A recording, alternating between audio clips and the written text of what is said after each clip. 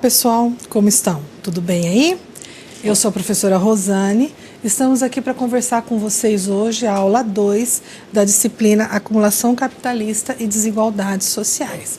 Sou professora, assistente social, mestranda, então está num processo de estudo ainda bastante longo ainda a ser percorrido, Sejam muito bem-vindos, eu já falei, espero que vocês aproveitem a aula de hoje ampliando os conhecimentos básicos que vocês tiveram na primeira aula de Acumulação Capitalista e Desigualdade Social. Vamos lá, vamos relembrar um pouquinho da aula anterior, o que nós vimos na aula anterior? Eu falei para vocês, na aula passada, que não dá para estudar capitalismo sem atrelarmos e conhecermos um pouco da história de seu surgimento. Aí a gente acaba remetendo lá ao feudalismo, A forma como o capitalismo surgiu é uma consequência do declínio da sociedade feudal, que vocês viram lá que ela perdurou por mais de mil anos. Então, o capitalismo é uma nova forma, É uma nova forma que está presente na sociedade. É um novo modelo de produção, novas formas das pessoas se organizarem dentro dessa sociedade, se estruturarem, Aí nós falamos também de algumas teorias, que foram estudadas por Marx. Karl Marx foi um grande filósofo, economista do seu tempo, e ele estudou todas as formas do capitalismo, as formas como o capitalismo se manifesta e as maneiras que ele tem, que ele encontra para se manter no poder e ter a sua hegemonia. Dentre elas, ele fala que no capitalismo, no modo de produção capitalista, segundo as ideias de Marx, existem somente duas classes sociais fundamentais. E nós vimos, nós trabalhamos que existem a burguesia, e nós falamos direitinho como surgiu a burguesia na primeira aula, e nós vimos que existem os proletariados. A burguesia é aquela classe social que detém o modo de produção, que tem nas suas mãos o poder, as fábricas, a indústria, a economia, e que os proletariados são a todos aqueles que precisam vender a sua força de trabalho para poder sobreviver. Então, o trabalho ele passa a ser uma mercadoria qualquer que é vendido a um burguês, certo? Nós vimos também a importância que teve a Revolução Francesa para a primeira consolidação dos direitos, que foi ali na Revolução Francesa que foi escrita a primeira Carta dos Direitos, do homem e do cidadão.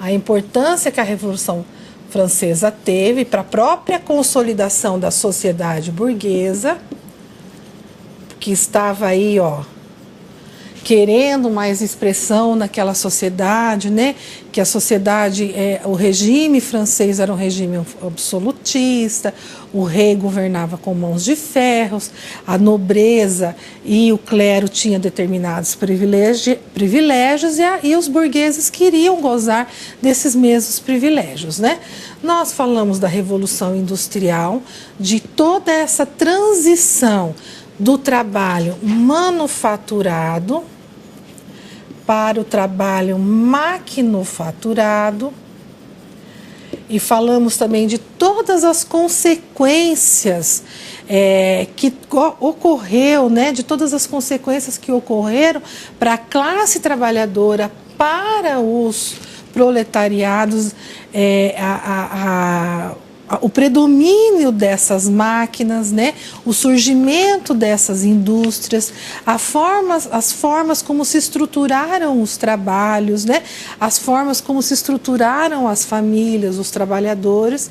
Nós conversamos sobre isso e nós também falamos um pouco do materialismo histórico, que Marx fala que a sociedade ela tem que ser estudada sob o ponto de vista de alguns fundamentos materiais, né? Que ela é uma transição histórica. Nós falamos da infraestrutura e nós falamos da superestrutura. A infraestrutura é a base econômica da sociedade, aquela base econômica da sociedade, que ali é representado por todas as forças produtivas, né? Os bancos, as indústrias, toda aquela infraestrutura de base mesmo, e a superestrutura ela é composta pelos elementos da sociedade civil. Aí nós demos como exemplo as escolas, as religiões, né, representado pelas igrejas. Nós falamos do sistema jurídico, nós falamos também dos partidos políticos, que são todos representantes, aparelhos ideológicos do Estado. Por que a gente fala que é ideológico? Porque a infraestrutura, isso é importante, gente, financia a superestrutura. Então, dá dinheiro. Então, a base, o pensamento ideológico vai de encontro às necessidades de quem manda, da infraestrutura. Ok? Ele faz uma comparação de que a sociedade é comparada a um edifício em que suas fundações, as suas fundações é a infraestrutura e os seus andares é a superestrutura. E que nessas fundações existe a base econômica. Então, quem pode mais, está dentro dessa infraestrutura que vai determinando o modo de ver, de pensar, de agir de toda uma sociedade, Os elementos dessa sociedade compostos pela superestrutura, as pessoas que compõem essa sociedade através da sociedade civil, através de suas mais variadas inserções, acaba sendo influenciado pelo pensamento ideológico da infraestrutura, E esses pensamentos condicionam por demais a vida das pessoas. Mas hoje nós vamos falar em um dos pensamentos importantes que muitas vezes a infraestrutura passa para nós enquanto sociedade, é o fenômeno da pobreza, Muitas vezes a pobreza ela é relacionada à indolência, à preguiça, são fatores assim, a violência, que todo pobre é violento, que todo pobre é preguiçoso, e que não trata a pobreza de uma forma em que realmente deve ser tratada. Então hoje nós vamos começar a aula falar justamente dessas questões da pobreza. A gente vai fazer um panorama da definição da pobreza, da indulgência, da família indigente, da família pobre, o que se configura na atualidade, o que é uma família indigente, o que é uma família pobre, pessoas indigentes, uma pessoa pobre, nesse sentido, para a gente já ter um conceito, formado a respeito disso, para a gente poder pensar nos momentos em que nós formos lidar realmente com essa população, essa população dita pobre, Porque o conceito de pobreza é um conceito muito amplo, certo? Vamos lá falar do objetivo da nossa aula, então? Não pulou, Ana? O objetivo da nossa aula, então nós vamos tentar compreender o conceito de pobreza. Olha, e o conceito de pobreza, ele passou assim, no decorrer dos anos, por várias e várias compreensões, Essa dinâmica desse conceito passou por várias, só que é um fenômeno que persiste nas diversas sociedades, nas diferentes ou nas diversas sociedades. por que será que isso ocorre, né? Só que esses conceitos eles foram sendo construídos ao longo do tempo e eles passaram por modificações também. E a pobreza é uma da característica importante da questão social. É uma das refrações, é uma das consequências da questão social, que foi aquilo que nós vimos na aula passada, né? Que a questão social ela torna-se aparente, ela torna-se visível para a sociedade burguesa a partir do momento que a classe trabalhadora se posicionou frente aos problemas que eles estavam vivendo. Então, eles ingressaram no cenário político. Aí, o Estado burguês precisou tomar uma posição frente a toda essa problemática que aconteceu em decorrência de todo tipo de exploração que o trabalhador sofria. Então, a pobreza é uma das consequências. E a desigualdade social é uma consequência muito mais ampla, que já advém também da pobreza. Então, a gente vai entender, compreender, refletir, na verdade, né, refletir com um pouco mais de criticidade os tipos de desigualdade social e quais são aí, um dos principais problemas nessa sociedade capitalista. Nós, aqui no Brasil, nós somos uma sociedade capitalista, né? Uma sociedade de consumo, uma sociedade de exclusão, uma sociedade que qualifica os melhores dos não tão bons, dos incluídos e dos excluídos. Então a gente quer fazer uma reflexão a respeito disso daí, né? Porque a questão social surgiu naquela época. A gente fala daquela época, mas a questão social permanece até os dias de hoje, né?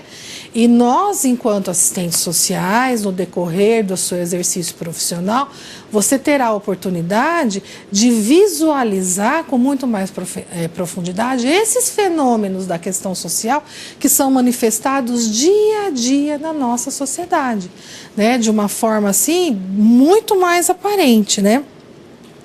Então, vamos lá para o nosso primeiro quadro, aí eu pedi para vocês, né, vou pedir para você pensar um pouquinho, né, a pobreza. O que você percebe, o que você acha que é a pobreza? De que forma ela se manifesta?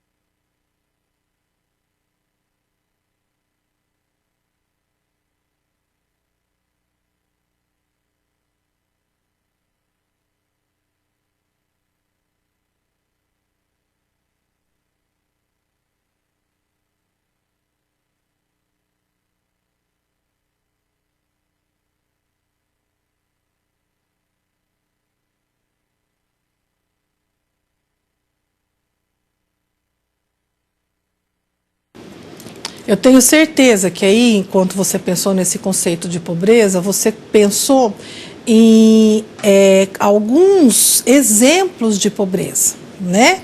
De expressões de pobreza que a gente vê na nossa sociedade. Os moradores de rua, né? As pessoas que moram em determinados favelas, em locais com pouca condição de higiene, de moradia, né? Eu tenho certeza que vocês pensaram nessas expressões, nessas coisas. Mas a pobreza, como eu falei já no início, foi um conceito e é um conceito que está sendo construído e foi construído ao decorrer dos anos.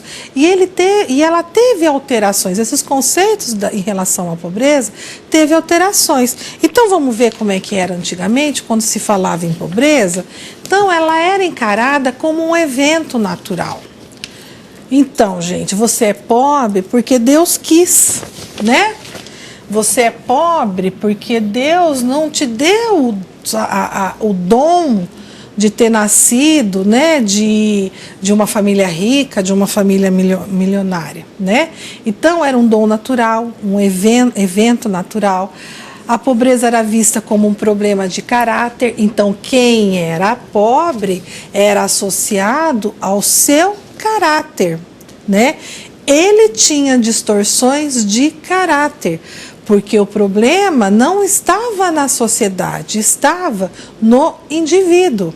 Então, ou aquele indivíduo que apresentava algum tipo de insatisfação em relação a isso deveria ser tratado para um ajustamento da sociedade. Olha, se falava assim, a sociedade, ela é justa.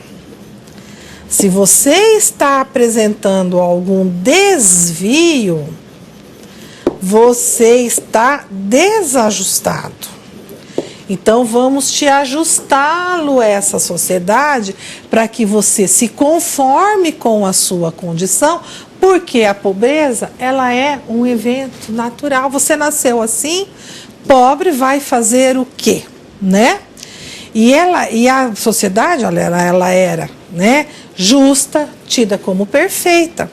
Então, era um indivíduo que tinha que se adaptar nela. Então, essa adaptação era fundamental para se viver nessa sociedade, né? A sociedade não tinha problema, a sociedade é a visão de que se tem, né, que se tinha na época.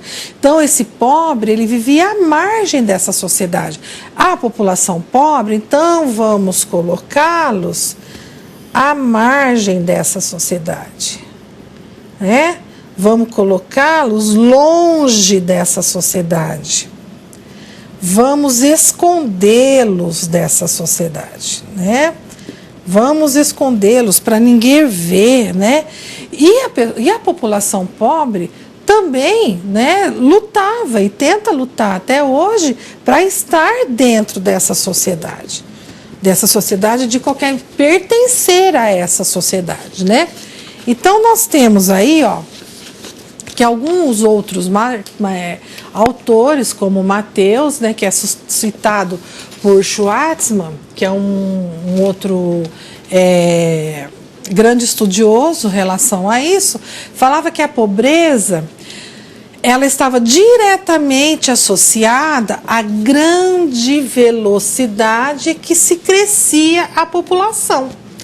Então, a população crescia vertiginosamente, né? Então, a produção de alimentos caía. E aí, olha lá, se a população crescia e o alimento caía, então, pera lá. Então, a pobreza aí só está associado à subsistência, né? Coisas, né, que as pessoas precisam para suprir as suas necessidades fisiológicas, né? Nesse sentido, né, da população crescer e os alimentos cair, esse conceito ele fica muito frágil, muito limitado, porque o homem, ele não tem só necessidade, de alimentação. Não é verdade? Eu não preciso só de comida para eu viver. E você também, tenho certeza que não precisa só de comida para viver. Você precisa de outras coisas também, né? O homem precisa do lazer, da roupa, saúde, educação, né? Trabalho e renda. Então, são fatores importantes que o homem precisa. Se eu considerar a pobreza só no aspecto da alimentação, né? Eu estou desconsiderando o homem na sua totalidade, né? Aí, vamos lá para o quadro de novo e a gente vai ver que, na verdade, não existe um conceito, né, que a gente vai atribuir a pobreza como único, como universal. Não existe, né? Mas a gente tem, né, que estabelecer determinados parâmetros, né? O certo mesmo que a gente vê que a pobreza refere-se a situações de carência, em que os indivíduos não conseguem manter um padrão mínimo de vida, né? As pessoas não conseguem um padrão mínimo de vida. Então, nesse padrão mínimo de vida, a gente tem que considerar a alimentação, né? Nós temos que considerar o trabalho, a saúde, a educação, o próprio lazer. Então, isso são coisas mínimas que as pessoas têm. Uma habitação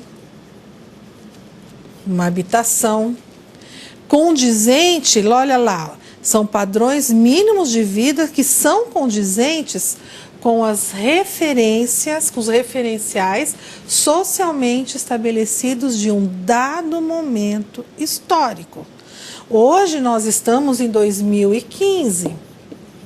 Será que em 1880, né, ou em 1920, aqui no Brasil, que quando começou todo o processo de industrialização, também eram essas, né, os referenciais, esses os padrões mínimos que serviam? Então, nós temos que pensar em que, dado o momento histórico, nós estamos inseridos para pensar e para fazer esses referenciais estabelecidos, né? Segundo a Yazbek, que é uma assistente social, uma grande estudiosa, né, da profissão, ela fala assim, Maria Carmelita Yazbek, ela fala assim: a pobreza não é apenas uma categoria econômica. Ela não se expressa apenas pela carência de bens materiais. Olha lá o conceito que ela nos dá. Não é só expressado, a pessoa não tem determinadas coisas de bens materiais. Mas a pobreza também é uma carência de política, que traduz pela carência de direitos. E na aula que vem nós vamos falar desses direitos, dos direitos humanos e dos direitos sociais. Então, olha lá, vou retomar. A pobreza é também uma carência de política, que se traduz pela carência de direitos, de possibilidades, de esperança. Olha que bonito que ela fala. Porque a pessoa, ela não vislumbrar uma possibilidade de uma vida melhor, de uma vida mais digna, de uma vida mais estruturada, ela também é considerada pobre. A gente não fala assim, que pobreza de espírito, né? Então, a pobreza a gente não pode vê-la só da parte material, daquilo que eu posso pegar, mas aquilo também que eu posso sentir, né? De ter esperança, de ter vontade de superação daquele estado que eu estou. Esta face da pobreza, né, suscita novos desafios à gestão estadual dos processos de inclusão e exclusão social da classe subalternas, olha lá. E particularmente a assistência social, historicamente, no campo dos excluídos. Então, a nossa população é essa. É a população socialmente excluída. Nós trabalhamos com essa população vulnerável, que está constantemente nesse estado de vulnerabilidade, e que não se reconhece também enquanto um cidadão de direito. E existe também uma política pública, muitas vezes deficitária, que ela é só muito bonita no papel, que faz o seu planejamento muito lindo, muito maravilhoso, mas na hora da viabilização, que chega lá na ponta com a população, lá nos CRAS, nos CREAS, nas políticas de habitação, da educação, elas realmente acabam por não se efetivar. Existe um projeto muito lindo, muito maravilhoso, se você ler, você fica babando. Mas o que acontece quando essas políticas públicas e sociais, elas serão efetivadas de verdade? Existe no Brasil hoje em dia uma grande manifestação e uma grande discussão em torno da a redução da maioridade penal. É um tema extremamente polêmico e que nós não podemos pensá-lo de uma forma assim, banalizá-lo de uma forma assim tão sem compromisso e sem comprometimento do que é realmente, né? Se discute muito que o Estatuto, né, da criança e do adolescente, ela protege o menor infrator, protege, né, a criança infratora, protege o adolescente infrator, ou o adolescente em conflito com a lei, que é a terminologia mais correta, né? E que protege, que não existe, mas pensa bem, né? O Estado também não se efetiva na proteção dessa criança e desse adolescente, né? O Estado também não cumpre o papel dele. O ECA, eu sou muito defensora do ECA e acho o Estatuto da Criança e do Adolescente um estatuto muito bom. Mas se ele realmente fosse efetivado. Se ele realmente fosse efetivado. Então, a gente não pode, de forma alguma, agora, sermos levianos, né? E nos deixarmos levar pelas emoções, pelas discussões a favor da Dilma, fora a Dilma. Não é isso. Nós temos que promover e participar de um debate importante na sociedade, porque esses adolescentes em conflito com a lei também são nossos potenciais usuários. E a gente tem que pensar isso. Até que ponto vale a pena encarcerá-los numa universidade do crime, que a gente sabe que as cadeias e as penitenciárias, os presídios hoje em dia são uma universidade do crime. E daí? Nós vamos estar formando aí cada vez mais, mais precocemente, muito mais né, bandidos e outra coisa assim. Então a gente tem que pensar muito bem e ter bastante racionalidade numa discussão como essa. Ok? Vamos lá para o nosso próximo. E a gente tem conceitos importantes que a gente precisa trabalhá-los e de forma assim, bem clara. Então, são conceitos que vocês vão ter e vão trabalhar bastante no decorrer de toda aí a jornada acadêmica de vocês e na vida profissional, se Deus quiser, um dia também, né? A Januse também é uma estudiosa, né, que fala muito da pobreza e das condições de vida. Ela coloca os conceitos de indigência e pobreza. Então, indigência e pobreza retratam situações de carência de rendimentos suficientes para a compra, respectivamente, de uma cesta básica de alimentos e cesta básica de produtos e serviços imprescindíveis à reprodução social, né?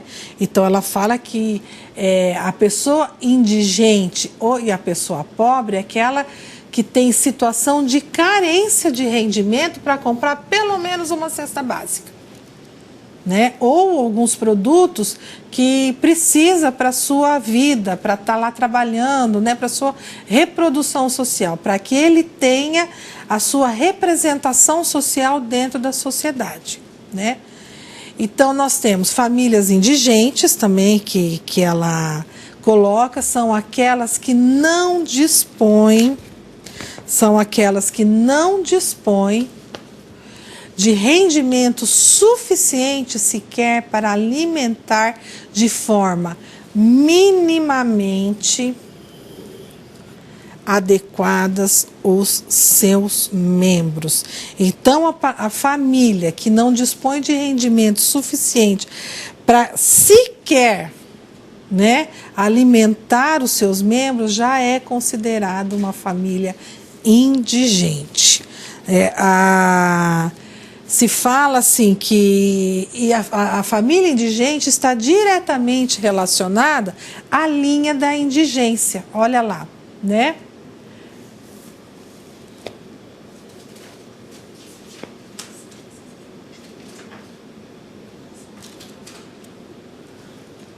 Só um instantinho, gente.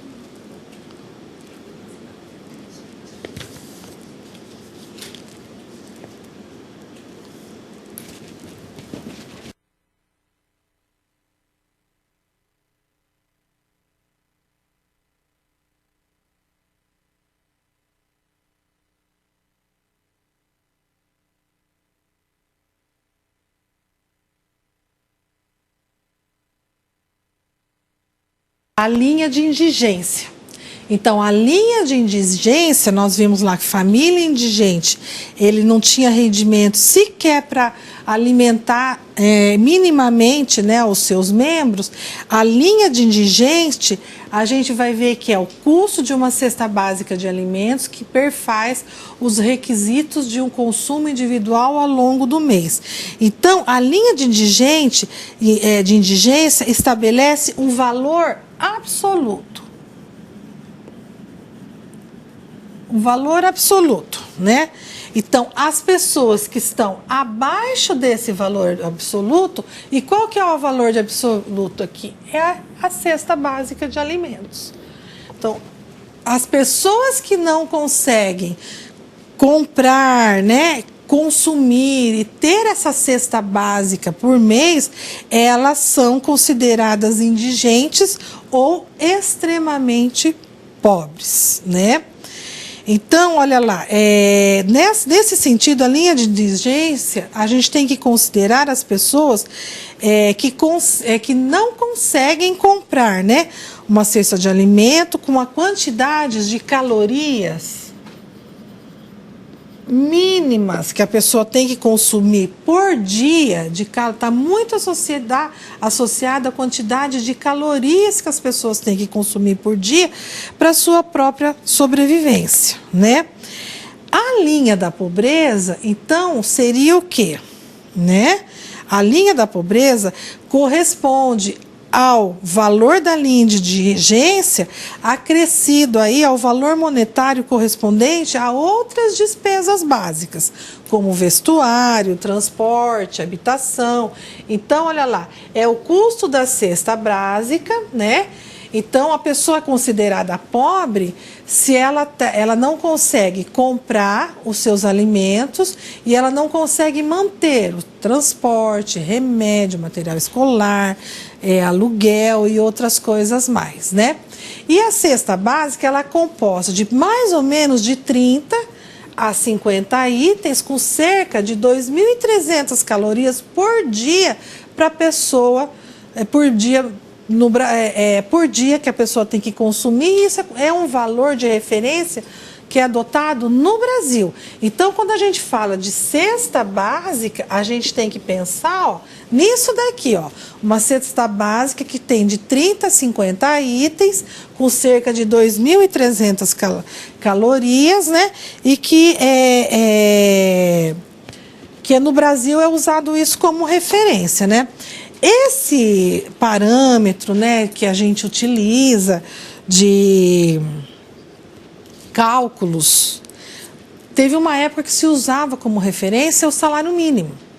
Só que o salário mínimo ele tem uma variação ao longo dos anos. O salário mínimo da década de 90 era diferente dos anos 2000, que era diferente da década de 80, que era diferente da década de 70. Então, ele passa por determinadas variações no momento histórico, né? de uma certa forma, então não dá para se ter como uma referência. Então o critério hoje em dia para se medir realmente as questões da linha, o que é uma família indigente, o que é uma família pobre, qual é a linha de indigência, qual que é a linha da pobreza, o que está abaixo da linha de indigência, o que está acima dela. Hoje em dia é a questão da cesta básica mesmo. Porque a cesta básica, né, ela está ligada muito ao consumo diário que as pessoas têm, né, que são 2.300 calorias, conforme vocês viram, que ela precisa realmente diariamente desses alimentos mesmo, desse consumo. Ok? Mas a gente fala, né, que o Brasil o Brasil é um país rico, que o Brasil é um país novo, que o Brasil é isso, que o Brasil é aquilo. Mas onde estão concentradas essa pobreza e onde que estão concentradas? Qual é a concentração dessa riqueza? Vamos lá? Então, a gente vê que a riqueza do mundo, e aí não é só do Brasil, ela é má distribuída, né? 40% dessa riqueza estão concentrados, e olha aí, gente, 40% da riqueza do mundo estão concentrados em apenas 1% da população. Como se eu pegasse a riqueza do mundo, né, colocasse assim, todo mundo, e somente 1% que detém, né? Então, enquanto metade mais pobre da população mundial é dona somente de 1% da riqueza. A ONU produziu um relatório, e é o mais novo relatório da ONU, que fala assim da humanidade dividida, confrontando a desigualdade dos países em desenvolvimento. Fala nesse relatório uma coisa muito séria e muito importante que nós temos que considerar, que se não houver um controle dessas desigualdades no mundo de uma forma contundente, com políticas realmente efetivas, essas desigualdades elas podem prejudicar as bases do desenvolvimento e a manutenção da paz. É lógico. Né? É lógico, isso é evidente.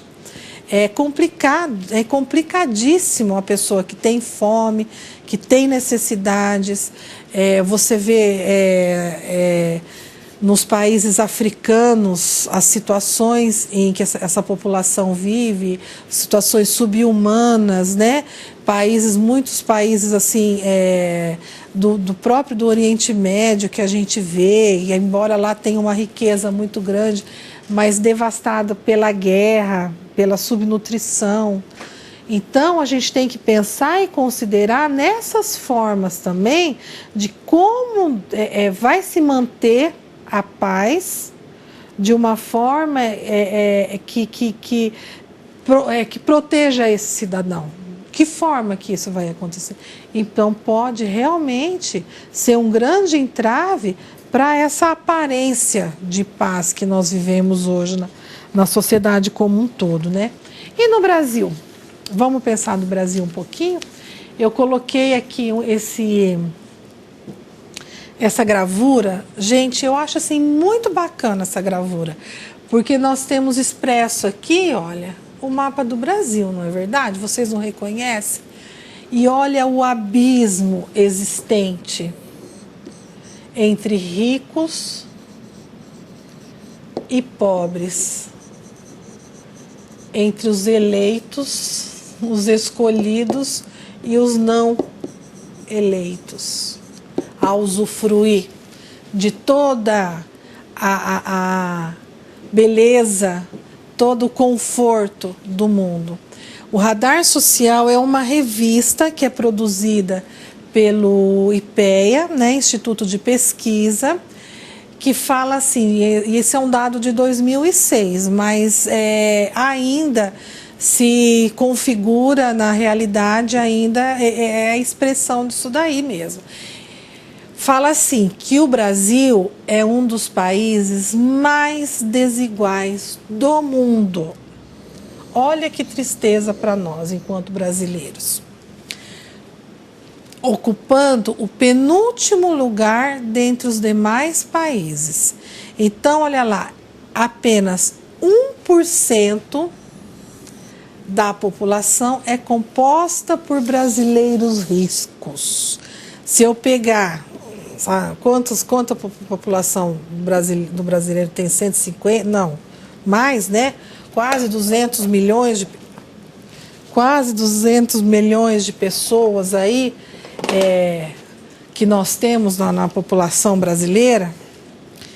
Quanta gente nós temos, né?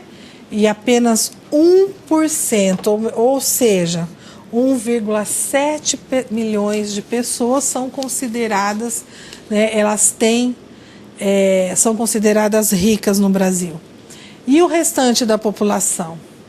Ou seja, são 1% que se apropria da mesma soma de rendimentos familiares distribuída entre os outros 50%, aproximadamente 86,5 milhões de brasileiros,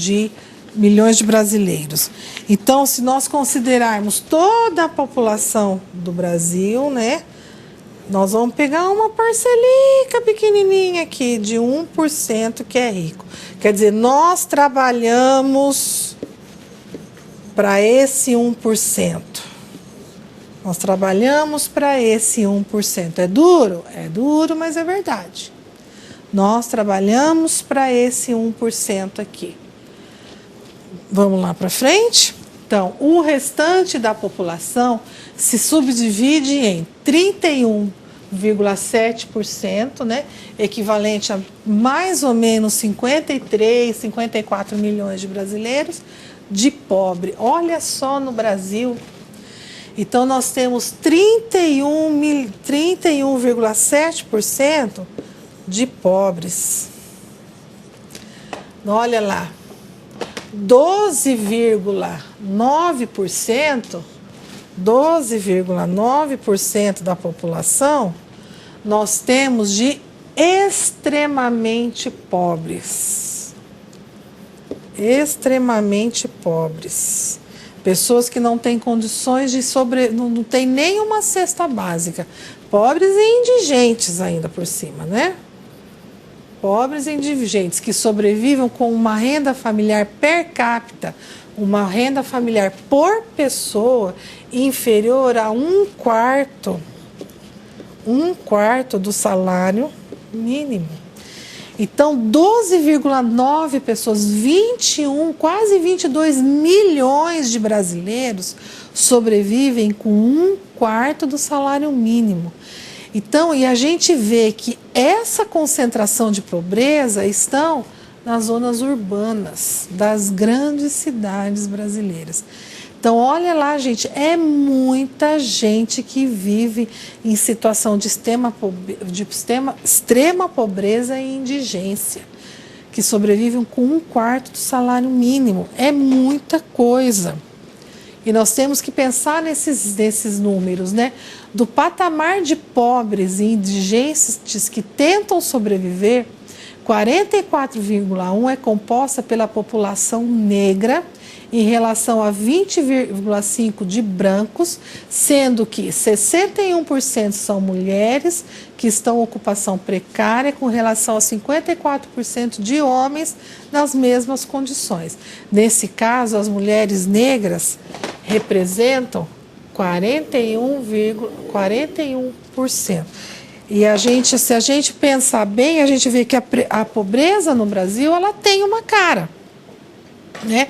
Se nós pudermos representá-la de uma forma, nós podemos ver que ela tem a característica feminina, né?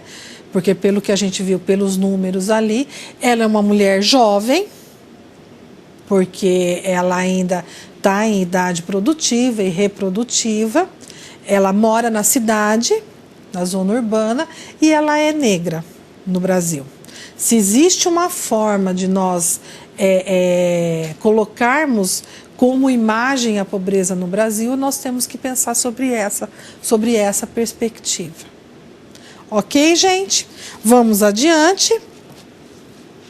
Olha lá, eu coloquei um mapa para vocês verificarem aí, ó, que esse daí é o de IBGE, né, do Plano Nacional, e o IPEA, que fez uma comparação desde 1995 até 2008, né? Então, eles fizeram toda essa comparação por região do Brasil, Norte, Nordeste, Sudeste, Sul, Centro-Oeste, né? E no Brasil como um todo. Fala, né, através desses dados, que a pobreza no Brasil teve um processo de recuo, né? Eu apresentei alguns dados para vocês, agora vamos ver o que tem de mais concreto e de mais moderno que está apontando para nós, né? Então, olha aqui no Nordeste como a gente tinha 69,8%, quase 70% da população, né, que estava em pobreza absoluta no Nordeste, em 1995. Né? Agora aqui, ó, em 2008 teve um recuo, em 95 41,8 e agora aqui, ó, no ano 2008, né, nós estamos aí com 5, 6 anos aí, já teve um recuo de 24,9. Então a gente pode pensar que, né, que teve um considerável recuo. Por que será que teve esse recuo? Vamos pensar e na próxima aula a gente vai trabalhar sobre isso, vai conversar sobre isso. Olha aqui na região norte, de 50,3 que nós tínhamos aí, ó, no ano de 95, teve uma queda de 17,6 já em 2008. Na região sul, de 34%, recuou para 5,5% a extrema pobreza. Isso são dados do IBGE, tá, gente? No Centro-Oeste, 42,4% teve um recuo para 11,6%. Então, a gente está vendo que realmente diminuiu. No Brasil, em 1995, contava com 43,4% de população vivia, né, em pobreza extrema ou absoluta. Olha agora, pelos dados, 10,5%. Então, realmente teve um recuo. Então, nós temos aqui um outro dado, que eu trouxe para vocês, que 16,2 milhões de pessoas em situação de extrema pobreza. Olha aqui nas regiões em que mais nós encontramos, né? Pobreza extrema no Brasil. No norte, aqui, no norte, 9,6 milhões. No sudeste, 2,7 milhões, né? No norte, 2,6 milhões, no sul e no centro-oeste, né? No nordeste, 9,6 milhões, no norte, 2,65 milhões. E no sul, 715,9 mil, né? Então, no sul é bem menor. E no centro-oeste também, 557,4 mil, né? Então, nós temos aí o gráfico também da população, né? Que estão aí com extrema pobreza. A gente pode verificar, olha lá, que na zona urbana e na zona rural, né? A zona urbana, muito maior a concentração de 12,27 milhões de pessoas que estão na linha de pobreza, né? Essa população aqui, ó, que eles fizeram um recorte e viram aqui, 46,7 pessoas estão na zona urbana e 53,3 estão na rural. Dessas, 29,5 não possuem nenhuma renda. E de 1 a 70 anos, olha, sobrevivem de R$1 a R$70, né? 70,5. Então, aqui fala ainda, olha lá, que a linha de pobreza extrema adotada pelo governo é de R$70 pessoa mês. Então, abaixo disso, né, a gente já é linha de pobreza ou extrema pobreza. ou situação de indigência também, tá bom? Então agora eu vou dar uma pausadinha, vamos tomar uma água e vocês vão ver a atividade que eu vou propor para vocês, né? Vamos pensar mais um pouco. O Brasil tem escassez de recursos naturais e econômicos, então por que a gente tem tantas desigualdades no Brasil? Vamos lá?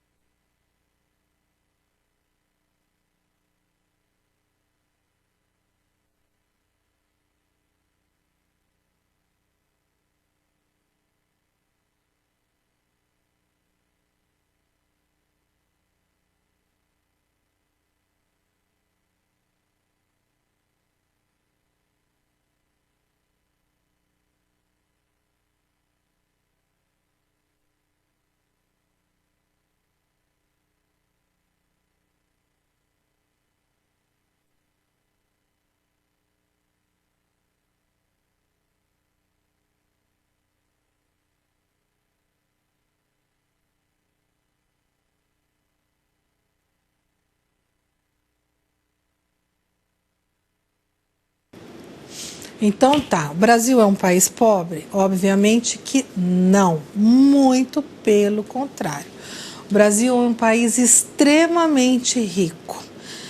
O Brasil tem riquezas aparentes e riqueza enterrada que a gente não imagina o quanto. O seu subsolo é rico em ferro, em minerais, que são produtos de exportação e que dão bastante dinheiro para o governo brasileiro, né? Nós temos assim uma variedade muito grande de grãos, de frutas, de produção, uma agricultura fortíssima, fortíssima, com produção para exportação fortíssimo. Nós temos um sistema viário assim, importantíssimo também, um sistema de comunicação eficiente, eficientíssimo, né? Poderia até falar assim, com internet, com telefone banda larga, com aquela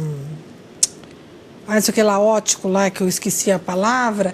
Então eles têm, o Brasil tem assim todas as condições do mundo para superar essas desigualdades sociais que nós encontramos no nosso país. Vamos lá, olha lá que imagem bonita. Ele é considerado que um país tem pobreza quando existe escassez de recursos ou quando, apesar de um volume aceitável de avanços e riquezas, essas são mais distribuídas, né? São mal distribuídas.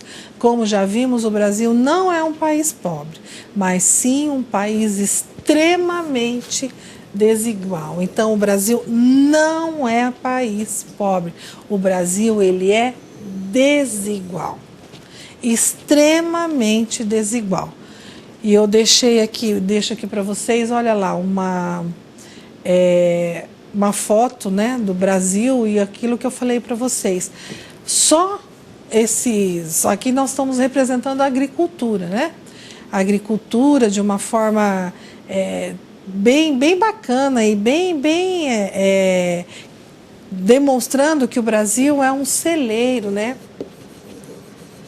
Fala que o Brasil é o celeiro do mundo, porque o que se plantar aqui no Brasil dá. E o Brasil exporta muito alimento. Então, isso daí a gente fala que o Brasil é realmente o celeiro do mundo. Só que as condições de desigualdade no Brasil ela é histórica e ela é vista como um evento natural mesmo. E olha que bacana essa charge aqui. Uma pessoa de um lado e as outras, esse monte de gente, né? Olha que balança mais desigual que a gente vê aí. Então a gente vê que o Brasil, a desigualdade de renda no Brasil, ela é um evento histórico e com características de evento natural. E uma das características dessa desigualdade tão importante que a gente vê, que a gente reforça, é a própria condição da educação, tanto da educação particular como a educação pública. E são duas crianças que deveriam ter os mesmos direitos e as mesmas oportunidades. Mas o que acontece com elas duas? Uma é iluminada e a outra é uma velhinha de lamparina, né? É uma velhinha de lamparina. E a gente vê, e a gente que trabalha com escola, e eu trabalho com escola há muitos anos, né? Escola pública, a gente vê as diferenças. Quando eu falei para vocês que existem todo um processo de planejamento, e às vezes um planejamento até bonito, mas que quando chega na ponta da população, esse planejamento não se efetiva, é o que eu sofro. Por exemplo, no meu outro local de trabalho, né? Eu trabalho numa creche, a gente atende crianças de 0 a 5 anos, e o meu local de trabalho, de atendimento, a gente vê as defasagens, principalmente de infraestrutura, que a gente precisa. Só que as liberações de verbas, elas são complicadas, elas passam por graves entraves, e aí a nossa população fica ali, né, com um atendimento assim, deficitário. Mas por quê? Porque é de escola pública. E a gente vê diferente nas realidades das escolas particulares, né? A iniciativa privada, elas podem gerir a sua escola da maneira como elas acham conveniente. Elas têm uma legislação, né, que todas têm que seguir, que é a Lei de Diretrizes e Bases, mas a escola particular, ela é diferente, ela é voltada para um público diferente, um público diferenciado. E por que as nossas crianças ali não têm o mesmo direito e não têm os mesmos privilégios que as outras também, né? E essas coisas que a gente fica se deparando e causa na gente assim, preocupação com essa população também, com essas crianças que nós estamos formando e que nós estamos aí, a gente tem um compromisso ético com essas crianças e um compromisso de fazer com que elas tenham o melhor serviço e a melhor qualidade de atendimento possível, né? Mas é uma reflexão importante que a gente tem que fazer. E outra coisa importante que é fruto dessas desigualdades é o ciclo do trabalho infantil, que eu deixei um quadro para vocês agora. É o ciclo do trabalho infantil. E isso, embora existam, né, legislações, projetos para que isso seja um ciclo que tenha que ser rompido, que deve ser rompido no Brasil, mas ainda ocorre muito. Nós vemos crianças que vivem em condições socioeconômicas desfavoráveis, né, que trabalham e por conta desse trabalho eles têm um baixo desempenho escolar e acabam evadindo da escola, né? Elas saem da escola. Aí, nesse sentido, elas crescem com poucas chances de estarem no mercado de trabalho ou de estarem, como diz na LDB, no mundo do trabalho. Né? Quando a gente fala mundo do trabalho, a gente fala do mercado de trabalho. E acontece o quê? Que elas começam precocemente também novas famílias em situação de vulnerabilidade.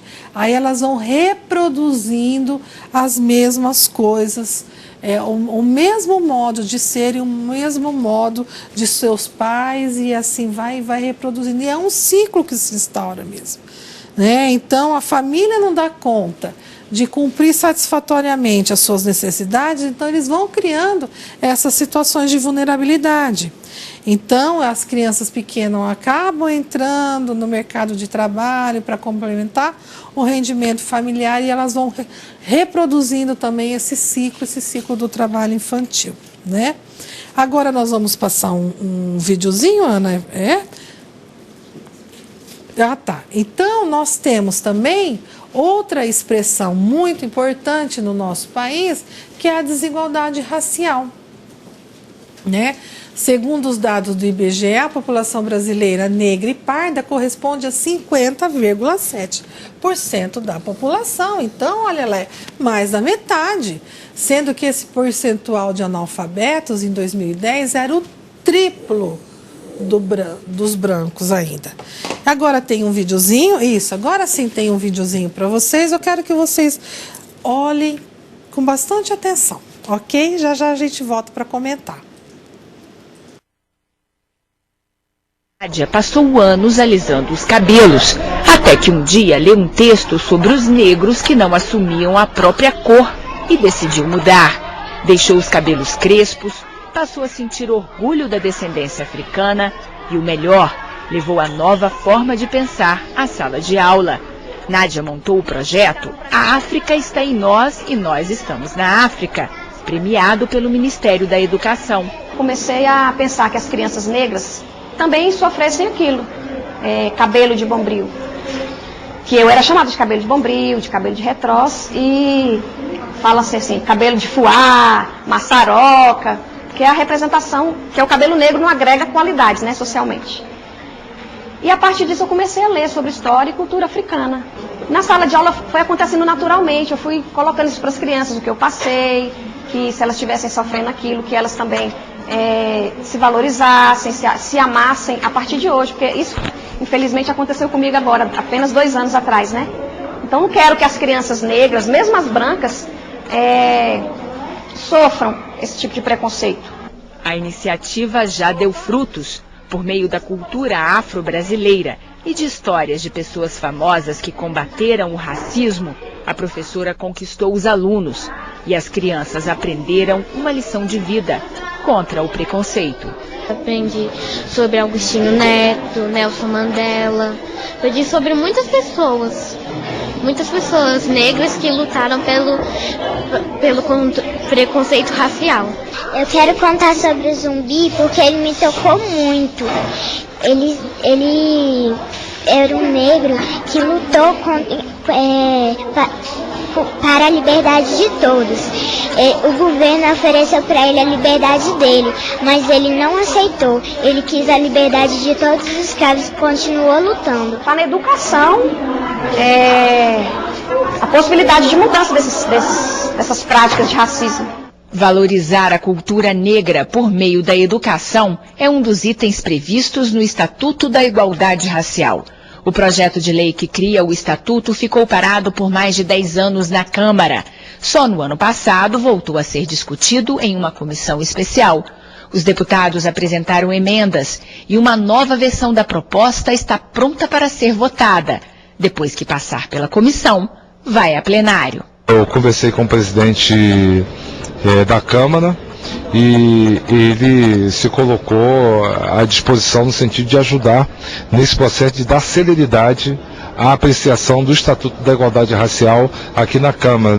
O Estatuto cria sistemas de cotas para negros em universidades, no mercado de trabalho, em filmes, programas e peças publicitárias. Também prevê políticas compensatórias para os quilombolas e programas específicos de saúde. Nós temos que ter moradia, educação, então você tem que, cada orçamento de cada ministério tem que ter um percentual para essas áreas. E a área de saúde, nós temos doença como a anemia falciforme, que é a doença especificamente de negros. Então você tem que ter uma política voltada com orçamento para essa área de saúde. O pior é o preconceito do Estado, quando as políticas públicas não contemplam a uma chamada minoria, que hoje nós sabemos já não é minoria mais, porque a maioria do povo brasileiro é negro.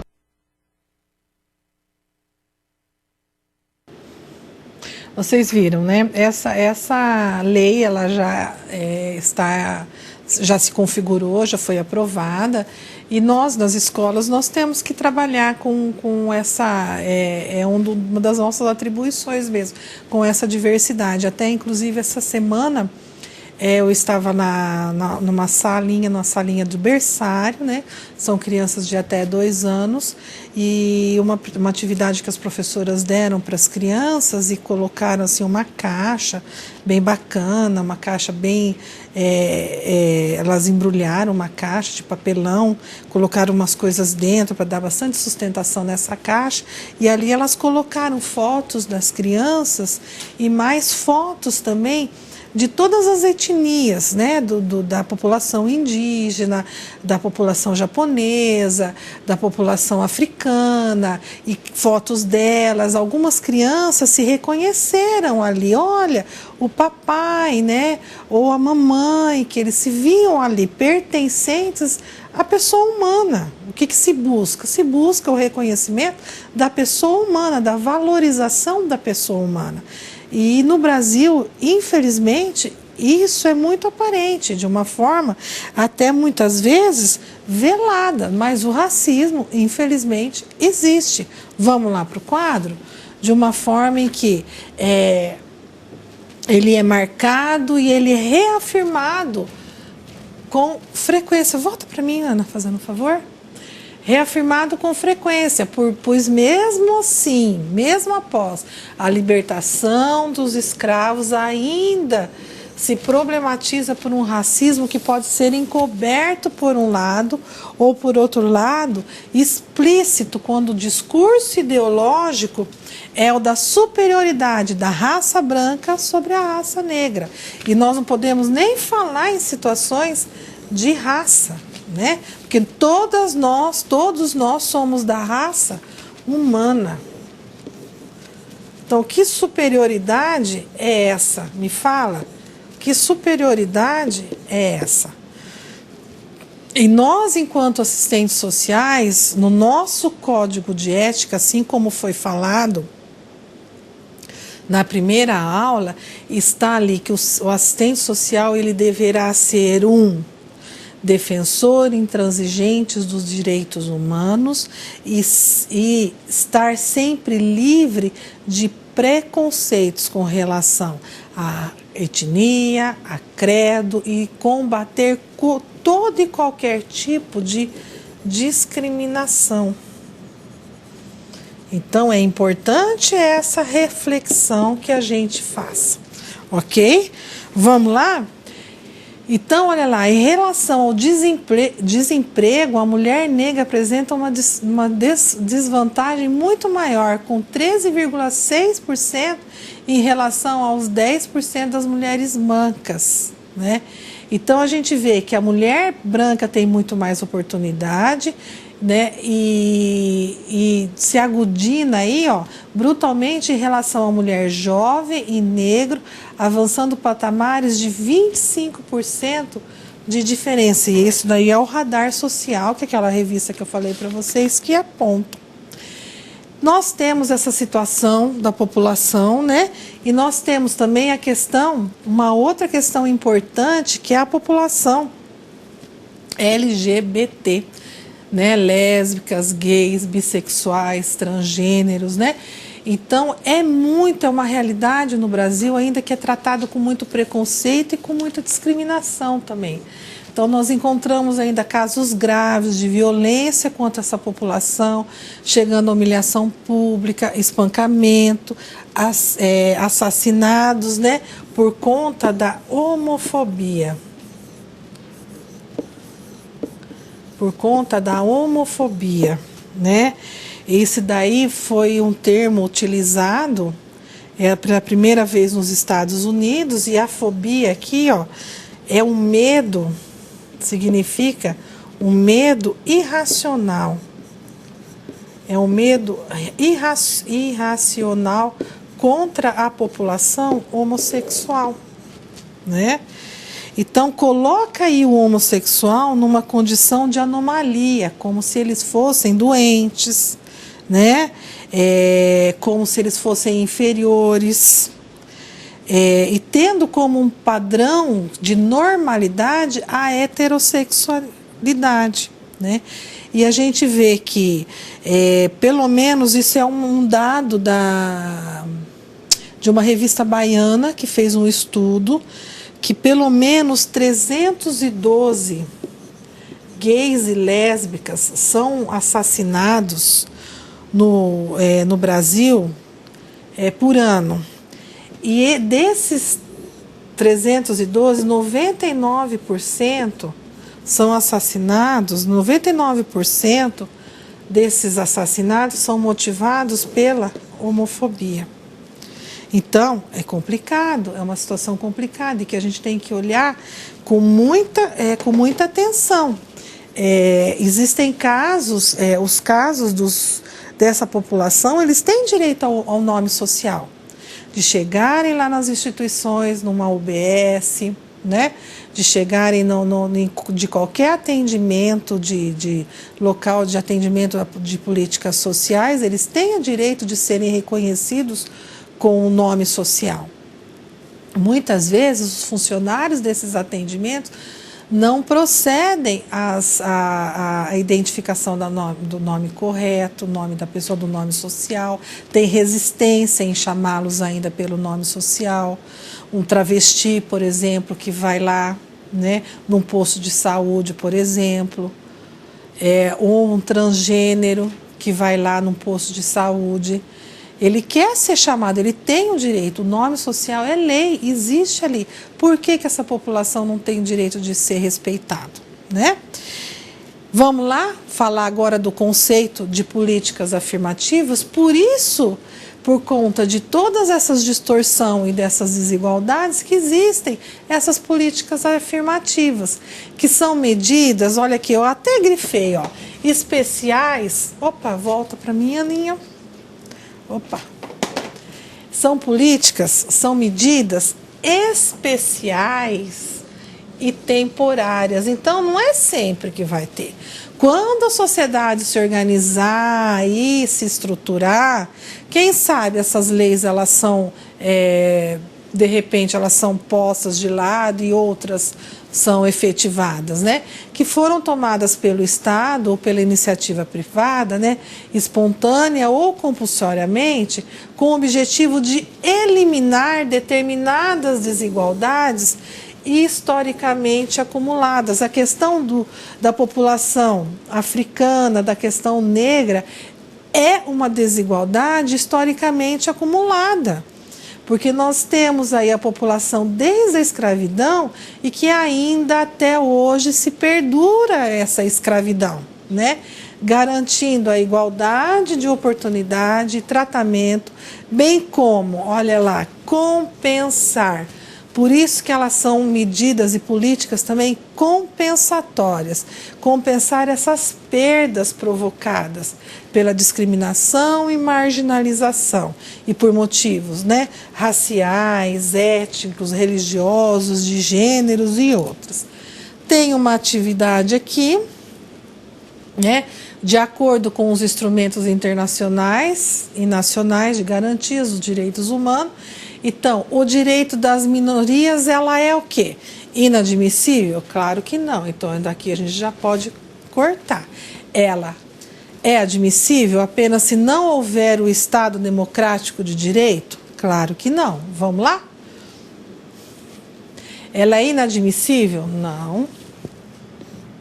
Ela é admissível pois os grupos socialmente vulneráveis merecem especial proteção? É essa a verdade, né? E ela não é, e ela é inadmissível? Não, ela é admissível. Ela é admissível pois os grupos socialmente vulneráveis, eles merecem especial proteção, né? As crianças merecem, as mulheres, a população africana, os gays, lésbicas, eles são um grupo que eles são vulneráveis, os idosos, né? É que a gente não tem condições de nós trabalharmos todos, né, um por um, porque a gente não tem tempo hábil para isso, mas é importante que a gente pense e reflita sobre esses grupos socialmente vulneráveis na nossa sociedade. E eles são muitos. São grupos que sofrem uma discriminação nem muitas vezes velada, né, mas é uma discriminação importante, é uma discriminação forte, e que estão aí na nossa sociedade, que nós temos que conviver. Os idosos é outro grupo social, outro grupo socialmente excluído, muito importante, que a gente tem que levar muito em consideração. A questão do Estatuto do Idoso, e você que vai ser um assistente social, então já tenha especial atenção com relação a isso. Algumas prefeituras possuem, né, a sua Secretaria do Idoso estruturada, organizada, mas algumas não. Então é importante o atendimento a essa população também, que muitas vezes elas são exploradas pelas suas famílias, eles sofrem violência das suas famílias, se presencia assim, situações de que a família ela deixa de lado esse idoso e abandona, e se configura abandono de incapaz. Casos assim muito graves mesmo, que a gente vê que são, né, que essa população é exposta. E eles são realmente muito vulneráveis. A pessoa já está no fim da vida, já não está mais na idade produtiva, já não tem mais as mesmas condições de saúde. Então é um grupo que merece muita atenção e merece muito cuidado mesmo, né? Nós falamos, né, das situações de desigualdades, né, tanto do contexto urbano quanto no contexto rural. Vamos fazer uma reflexão agora sobre o contexto urbano? Vamos lá? Então, olha lá, a gente vê que segundo o IBGE, 32,6% dos municípios brasileiros apresentavam mais da metade da sua população vivendo na pobreza, sendo que na região Nordeste são 77,1% da população. Então, a urbanização no Brasil, né, a vida nas cidades, né, que saíram da zona rural e vieram para a zona urbana, se intensificou a partir da década de 50. Né? Na década de 50 se intensificou as atividades industriais, principalmente no governo JK, então muita gente veio atraída para as cidades, vieram em busca de trabalho, emprego, e muitas daquelas pequenas propriedades rurais, elas foram sendo deixadas de lado, né? Foram sendo deixadas de lado, e ali elas foram, e os grandes latifundiários foram comprando essas pequenas propriedades, incorporando as suas maiores, e realmente as cidades elas foram inchando, foram crescendo. Só que essa população, elas não tinham condições de ir para os melhores, né, os melhores bairros, os melhores lugares.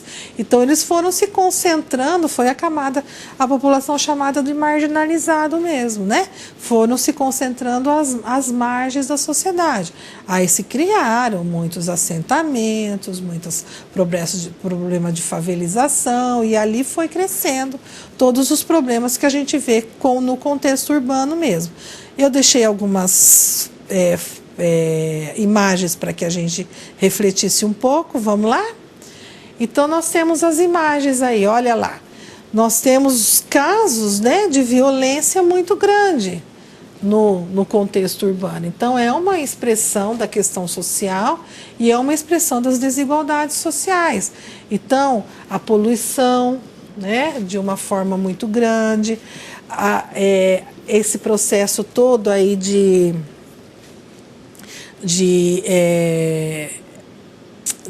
irregular, assim, de ocupação, me fugiu a palavra, de ocupação irregular, né? Dessas tragédias que acontecem com esses grandes, no problema, principalmente na época de chuva, e problema também do desmatamento das cidades, e cada vez com mais desmatamento mesmo. Então a gente vê realmente muitos problemas ainda, muitos problemas da condição humana, da situação do contexto urbano. Então vamos fazer uma reflexão agora sobre o nosso contexto rural, né? Que fala, né, que que o contexto rural, a população rural é quem reflete melhor a condição de desigualdade no Brasil, né? Que infelizmente possui título de ser o segundo mais desigual do mundo, um título nada interessante para se orgulhar, né? Os dados do censo agropecuário nos mostram que mais da metade da população brasileira detém menos de 3% das terras e 45 mil pessoas detêm quase metade das terras do Brasil. A estrutura fundiária do Brasil é a mesma desde o Brasil Império. Se nós pensarmos que desde o Brasil Império as mesmas pessoas ainda são donas da terra no Brasil, isso é revoltante. Vamos ver essa imagem que eu deixei também para vocês, olha lá. Em 1723, nós tínhamos o Manuel, que era escravo, que cortava cana por mais de 12 horas por dia, né? A única coisa que recebe em troca do trabalho é a moradia e a alimentação. É muito precária, por sinal. Nós estamos no Brasil, contexto de 2011, nós temos outro Manuel também, só que agora ele não é escravo, que ele corta a cana ainda mais de 12 horas por dia, recebe em troca de seu trabalho um dinheiro. O Manuel de 1723 não recebia dinheiro, mas o Manuel de 2011, ele recebe um dinheiro. Só que esse dinheiro mal dá para alimentação e para moradia. Nós acabamos com a escravidão no Brasil, mediante essa quadrinha que eu mostrei aí para vocês. Nós acabamos com a escravidão no Brasil. Complicado, né, gente? É bem complicado. São escravos, nós temos escravos e escravos ainda velados e aparentes também, né? Eu vou deixar uma citação de Rousseau para vocês, vamos lá. Que Rousseau, Jean-Jacques Rousseau, ele foi um grande filósofo do seu tempo. Ele escreveu discursos sobre as desigualdades, discursos sobre as origens das desigualdades. E ele tem uma frase que ele fala assim, ó: unamo-nos para defender os fracos da opressão, conter os ambiciosos e assegurar a cada um a posse daquilo que lhe pertence. Instituamos regulamentos de justiça e de paz, aos quais todos sejam obrigados a conformar-se, que não abram exceção para ninguém e que, submetendo igualmente a deveres mútuos, o poderoso e o fraco reparem, de certo modo, os caprichos da fortuna, para que todos nós, olha lá, a gente tenha condições de usufruirmos dos caprichos da fortuna, que a gente tenha condições de ter uma distribuição de fortuna mais justa, para que tanto os fracos, né, quanto para que todo mundo tenha condições de conter os ambiciosos. E aí a gente pode colocar assim os ambiciosos do capitalismo, né? E assegurar a cada um a posse daquilo que lhe pertence, porque também eu tenho o direito de pertencer a alguma coisa. Instituir regulamento de justiça e de paz, para que a gente também não se conforme com essa situação. E a gente tem que pensar nessa situação, tem que refletir sobre essa situação, refletir sempre sobre isso. Ok, gente?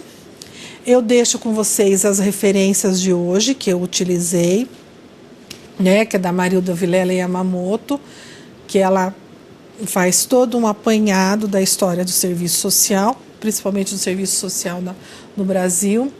Tem um livro do Forte Brites, né, de direitos humanos e serviço social, polêmicas, debates e embates. Esse livro é muito interessante se você tiver vontade de fazer uma biblioteca básica de serviço social. Ele é bem bacana.